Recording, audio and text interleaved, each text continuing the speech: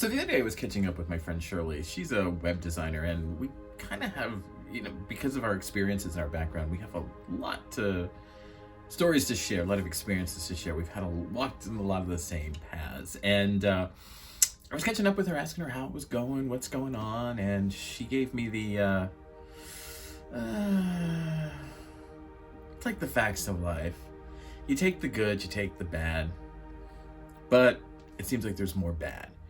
And I kind of knew what she was talking about. I kind of get it because, like I said, we've walked a similar path. I kind of understand where she's coming from with it all. And I said, tell me more. What's going on? And she said she feels like there's a lot of consumers right now who, for lack of a better word, let's just call it what it is. They're lack of a better, they're bad consumers.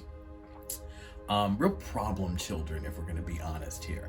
And part of the whole thing was she was feeling very disrespected, very unappreciated. And every time she talked, nobody listened. So she was feeling misunderstood. And the people that were talking, her consumers that were talking to her, didn't understand what she could do and how she could do it, why she couldn't do certain things in it. And it was a real hot potato. And I said, I wish I could say I didn't know what you were talking about, but I do. And guess what? I have a few thoughts on it. And she was like, really? I'm surprised. You never have a thought on anything. There's a lot to unpack here. There's a lot to get into. And let's do the opener first, and then we can really dive in deep and get into it. All right. I'll see you after the break.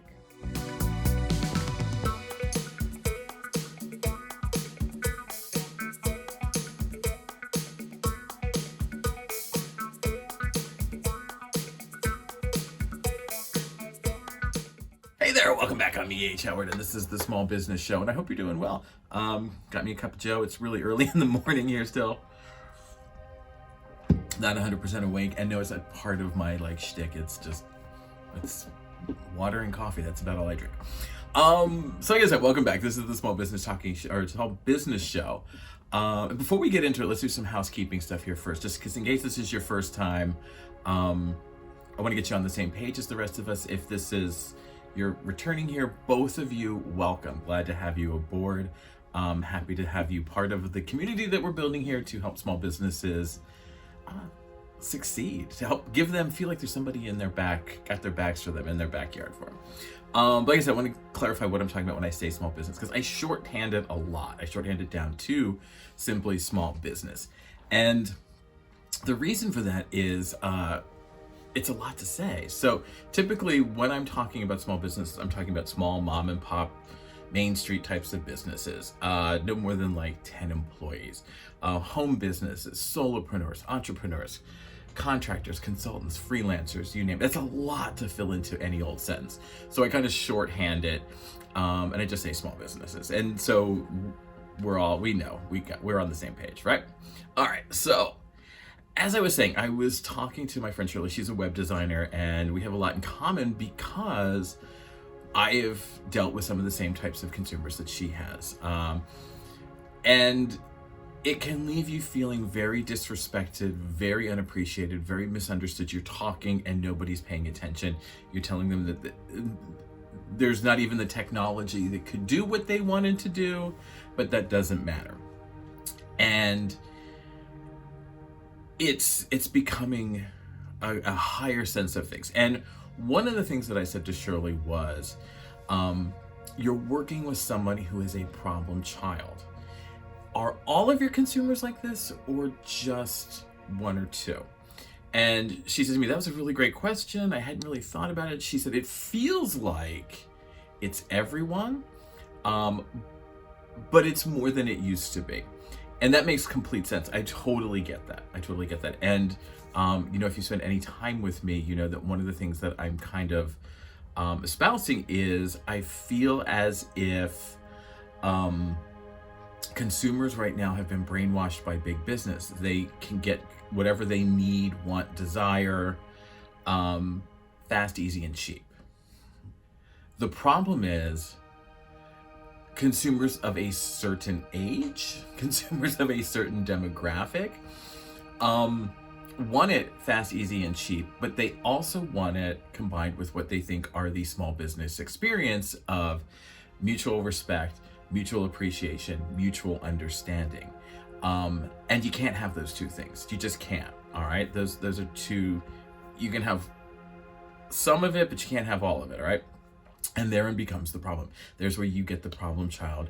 There's where you get the consumer who is not right for you. And that is exactly what the problem is. They are not right for the experience that you offer. They are not right for your business because they're not respecting you. They're not understanding what you do. You offer an experience to someone. And Shirley knew all this. I mean, this isn't something that, we've talked about this for years. It's not a new idea to her. She totally gets it. And I said, I totally agree with you. I feel like, and not just in her industry, I feel like in almost every industry, there are too many people out and about these days that for whatever reason, they're having a bad day. They can't find what it is that they need, whatever. And they go to a business and they feel like it's okay to kick the dog when they come home from work kind of experience. It's okay to go into a business and harass the people at the business because they're not getting what they want. They're not doing what they need to do, or they haven't done what they need to do to get there. Okay. It's because they don't understand the experience that the business offers. They wanted it the way they want it in their head, and they want the business to adapt to them. They are refusing to adapt to the business. All right. And I said to her, there is a difference. All right. Because sometimes we all have consumers that have a bad day. That's natural. People have a bad day. We all do. We all do. The difference is I don't go home and abuse my pets, hit my husband. I don't do any of that. My bad day is usually because of something I've done to cause it. It's not anybody else's fault. And I think we need to get back to that. But I said to her, there are a couple of ways that you can know if you are working with a bad consumer or someone who is having a bad day. And sometimes your Betty or your casual consumer will have a bad day, and that's okay. You're more understanding because you know who they are. You really understand. Now, the people that we're talking about, the problem children, the bad consumers, are not consumers that you see on a regular basis. They are not your super fans or your Bettys. They are not someone who has purchased from you before. They typically are new consumers, new clients, people who are coming on board. And again, they expect you to adapt to them. They are not willing to adapt to you, which is wherein all the problems come from. But there's a couple of ways that you can know that you're working with someone who is a bad consumer, who is a problem child, who isn't someone who's just having a bad day. First of all, they work you like a farm animal, and no offense to farm animals. Seriously, they work really hard. I grew up on farms, so I know how hard farm animals work. But at least they were treated decently. They were brushed down. They were fed on a regular basis. They weren't abused. That's a complete subject for another day, but just to know that you were treated like the farm animal. And the problem for that is that the problem child, they are expecting the moon and the stars. They want Tesla, but they want it at used car prices. They want everything. They want the moon and the stars, but they are not willing to pay for it. And they think that they are the only one whose time and resources and money are valuable. As if your time and your money and your resources aren't valuable at all. They will call you up and they will harass you. They degrade you when you call. They do not respect anything about you, what you do. If it's like me, there were some times I worked with consumers who tried to tell me how to run my business, how to do the stuff, because they had a nephew who was studying graphic design in college. So they knew. Those are the kinds of warning signs that you should be looking for with your problem child. They also ask for more than they deserve, all right? I'm a huge proponent, I'm a huge advocate for incentives and discounts. I think that they are great things, but they are earned. They are rewards to your good consumers.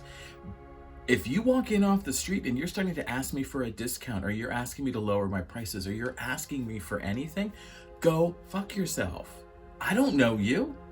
I don't know who you are. And if you're gonna start haggling this way, then what makes me think you're gonna pay my bill?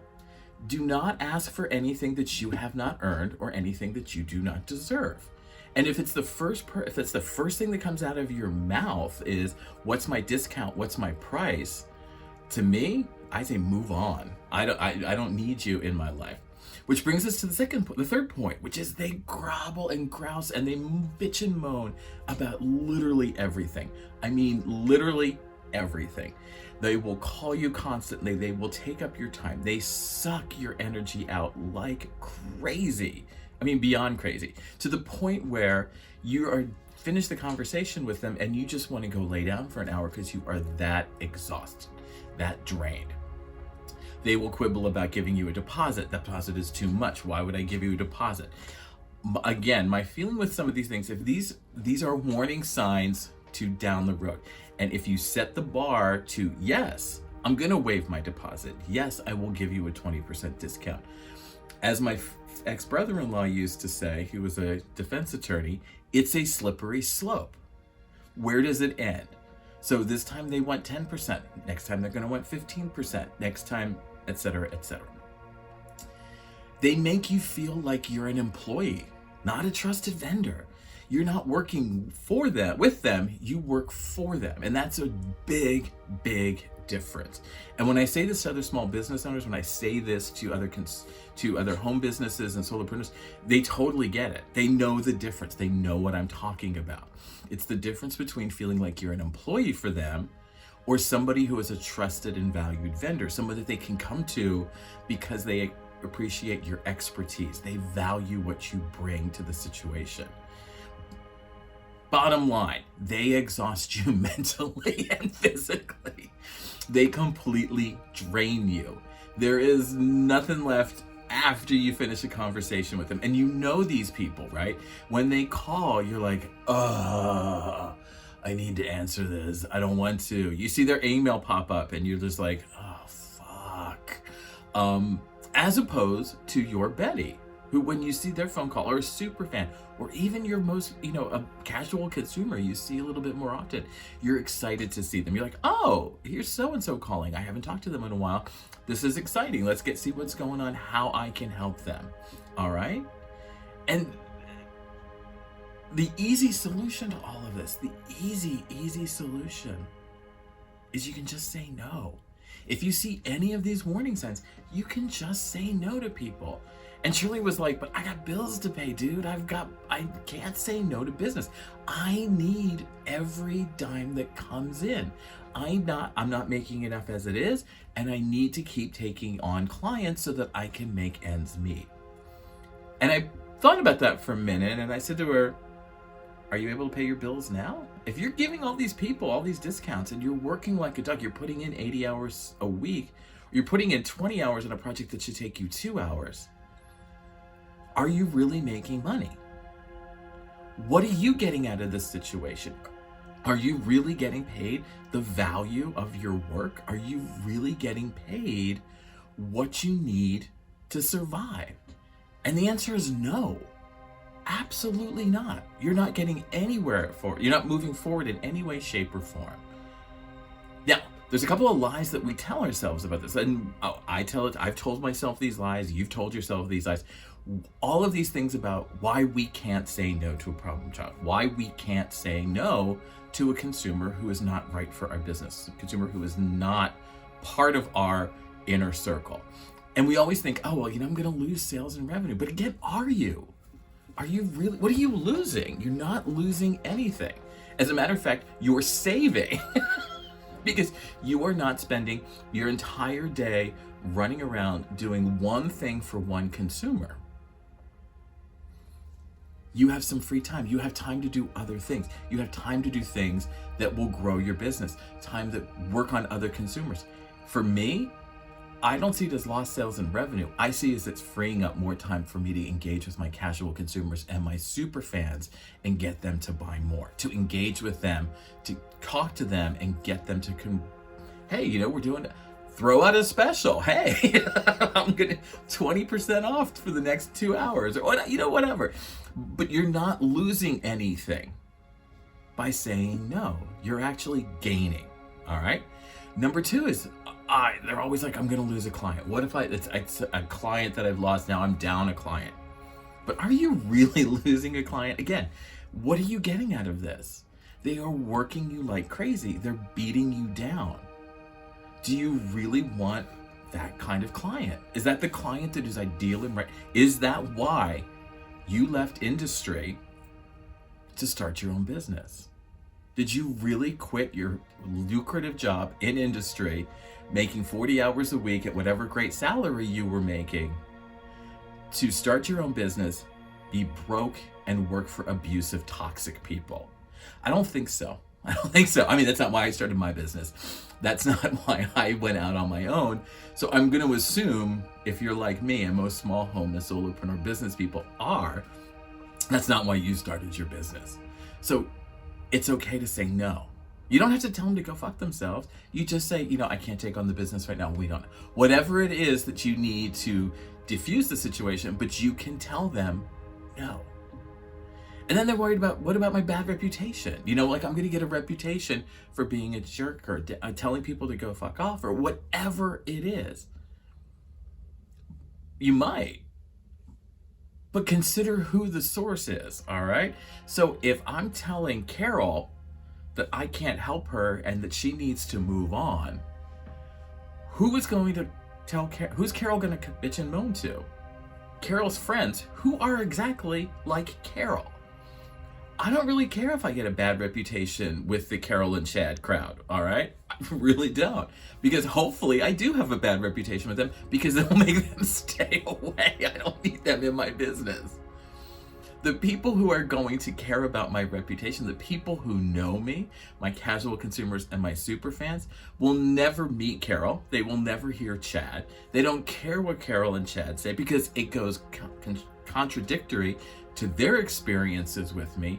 And typically, your casual consumers and your super fans have your back. They know who you are. They have worked with you for years. Carol and Chad just walked in off the street. They don't know you from Adam. You don't know them from Eve. So who are you getting a bad reputation with? More Carols and Chads. Fine, go, get out of here. Y'all can have some good time. The other thing we think about it, and I did this a lot. I did this all the time. It's not them, it's me. It's not them, it's me. They were abusive, but I took it the wrong way. Maybe they weren't abusive. Maybe they weren't obnoxious. And I would internalize that and say, it is me. I'm not giving them the service that they need. I'm not being the support system that they need. I am not helping them in the way that they need to be helped. And that was not at all the case. It was them. It wasn't me. They were the ones that needed to change their attitude. We need to look at ourselves honestly and critically and say, it's not me. I'm doing a good job. I have a base of consumers and clients who love me, who like me, who purchase from me on a very regular basis. Why am I giving Carol and Chad a lot more energy than they deserve, a lot more time than they deserve, when they don't deserve anything? I also used to argue to me, well, if I work with them, they'll change. They'll change. I'll show them how to be a better consumer. I'll show them how to be a better client. I will teach them all the things that they need to know. And that's a great philosophy. I'm totally behind that. Almost everything I do is about teaching consumers how to be better consumers and teaching businesses how to be better businesses. However, those types of people aren't going to change. They're like the toxic boyfriend or the toxic girlfriend. They are never going to change. You cannot change them. They are set in their ways. They are stuck in their ways, and you will never, ever change them. You are traveling a path to the dark side if you think you can change them. And she kind of looked at me and she kind of thought, she's like, I know, I know. You tell me this all the time. I totally understand what you're saying. And I totally get it. And I said, but it's a toxic relationship and you need to understand that. You need to appreciate that. And she said, but what do I do if I say no? What if I tell this person to go away? Then I'm losing out. And I was like, no, you're not. Focus on your casual consumers. You have a huge pool of casual consumers who are ripe for the picking. They want to purchase more. They are already purchasing from you. They like you. They know who you are. They just really haven't heard anything from you to make a commitment. It's like any relationship. Before you decide to move in with somebody, there's a couple of things you want to hear from them, some assurances, before you take the step to make that next level of commitment. And that is exactly what it is with the casual consumer. They're not ready to take the next step. You need to convince them why they need to take the next step, why they need to keep it less casual. And those consumers, they already respect you. They appreciate you. They understand what you do. And best of all, they know other people like them, who think the same way, who want them. So build your reputation. Don't worry about the bad reputation.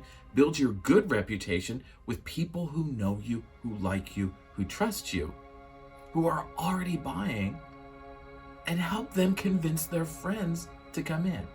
I would rather spend a day working with my casual consumers, trying to get them to buy more, convincing them that I'm the right choice, and talking to their friends and family, than spending all day spinning my wheels for someone who is not going to appreciate it, who is not going to pay me, is going to nickel and dime me to death, to the point where I have to go to bed as soon as I've eaten dinner. That's not the kind of life I want to live. That's not why I started my business. I started my business to help people who wanted help, who help people who appreciated and understood what I did. And they wanted that experience. And I feel, kick them to the curb and just show them a little love. And Shirley got it. She understood. And I said, it's not that hard. Just target your compile a list of people that you want to see on a more regular basis, people that you want to work with more often. Get those people, get in touch with them, offer them incentives, show them the love, give them whatever it is they need. Talk to them so they understand why they need to make a greater commitment to you. It's really that simple. So if you like this content, hit the like button below. It'd be real swell if you get subscribed as well, because I wouldn't mind a little more likes and subscribes. And if you want to learn how to get less problem children, and how to convert more casual consumers to super fans, pop on over to Patreon. There you can learn the actual skills you need to start growing your business, to start selling and marketing, and learning ways to convert those casual consumers so that you can use your free time instead of waiting on Carol and Chad and killing yourself. You can do some valuable proactive work. If you want to learn more about me, E.H. Howard, you want to learn about the new American dream, sell the experience, or find your Betty, pop on over to ehhoward.com 24 hours a day, 7 days a week. We're always there. Follow me on social media. I'm literally E.H. Howard everywhere. And just remember, you can say no. You don't have to do it. All right, I'll see you in the next video.